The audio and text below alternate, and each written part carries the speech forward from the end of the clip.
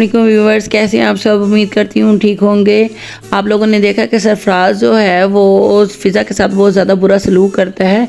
अब जो है सुंबल वो भी बहुत ज़्यादा बदतमीज़ी करती है फ़िज़ा के साथ, क्योंकि उसको लगता है कि उसका मंगेतर जो है ना वो फ़िज़ा की ज़्यादा साइड लेता है, इसीलिए वो जलन में ऐसा कर रही है।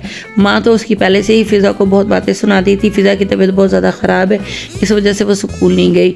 दूसरी तरफ दुआ जो है वो ऑफिस में पहुँचती है और सरफराज को कहती है कि मेरी बहन को कोई भी तकलीफ़ नहीं पहुंचनी चाहिए, वरना तुम्हारी खैर नहीं। सरफराज कहता है मैं जब से मुझे पता चल रहा है कि वो तुम्हारी बहन है, तब से तो मैंने उसे जूती की नोक पे रखा हुआ है। तुम देखना मैं उसका क्या हशर करूँगा, और तुम्हें देखना मैं उसे तलाक दे दूँगा। तो दुआ कहती है तलाक देनी है, चलो दो, अभी दो तलाक, मैं देखती हूँ तुम्हें दो तलाक। तुम क्या समझते हो कि तुम मेरी बहन के साथ ऐसा सलूक करोगे तो तुम्हारी बहन खुश रहेगी? तुम्हारी बहन का जो मैं हशर करूँगी वो तुम फिर देखोगे। सरफराज कहता है मेरी बहन का नाम मत लो, तुम ऐसा कुछ नहीं करोगी। दुआ कहती है कि जब बात मेरी बहन पे आएगी, फ़िज़ा की खातिर मैं तुम्हें मार भी सकती हूँ, तुम्हारी जान भी ले सकती हूँ, इसलिए फ़िज़ा को नुकसान पहुँचाने के बारे में कभी सोचना भी मत। दूसरी तरफ नौशरवान हैरान होता है कि दुआ कैसे ऑफिस में आ गई। तो दुआ कहती है कि हम लंच इकट्ठे करेंगे। तो नौशरवान खुश हो जाता है कि चलो चलें लंच करते हैं। वो कहती है नहीं, मैं घर से लेकर आई हूँ खाना, तो हम ऑफिस में बैठ के ही खाएंगे। नौशरवान कहता है कि जी जैसे हुक्म आपका।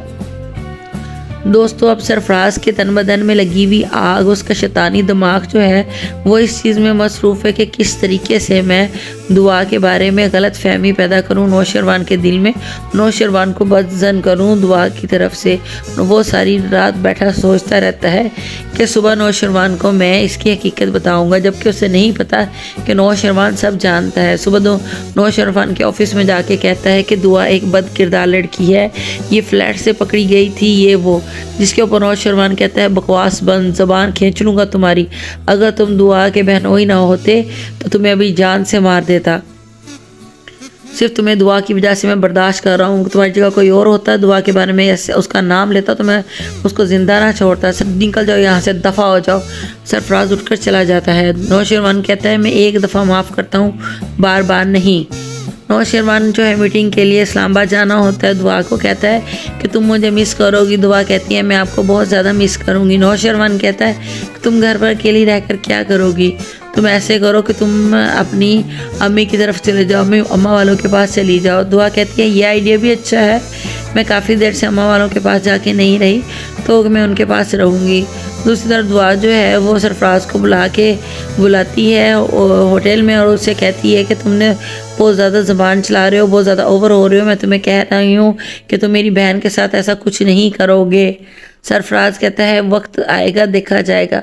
तो कशमाला का जो बंदा है खबरी है वो इन दोनों की रिकॉर्डिंग कर लेता है, दुआ और सरफराज की बैठे हुए की, और वो जो है कशमाला को भेज देता है। कशमाला जो ये वीडियो है रिकॉर्डेड ये नौशरवान के नंबर पे भेज देती है। नौशरवान दुआ से कॉल पे बात करता है, पूछता है कि आज क्या मसरूफियत रही, कहीं गई, और गार्ड्स यूँ वापस भेज दिए गाड़ी। तो दुआ कहती है कि बस वो धूप में खड़े रहते हैं, ये मोहल्ला यहाँ जगह नहीं है।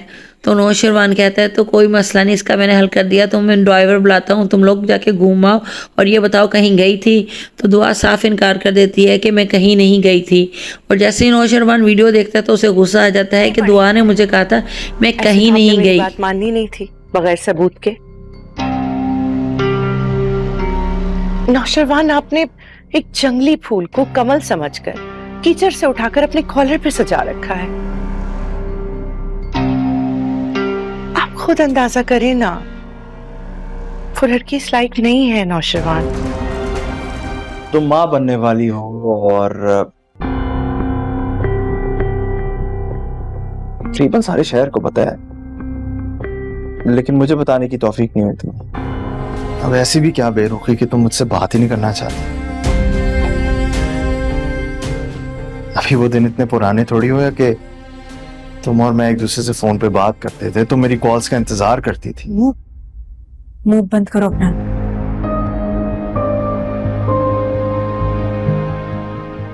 से अब भी अगर तुम चाहो तो मेरा इंतजार कर सकती हो।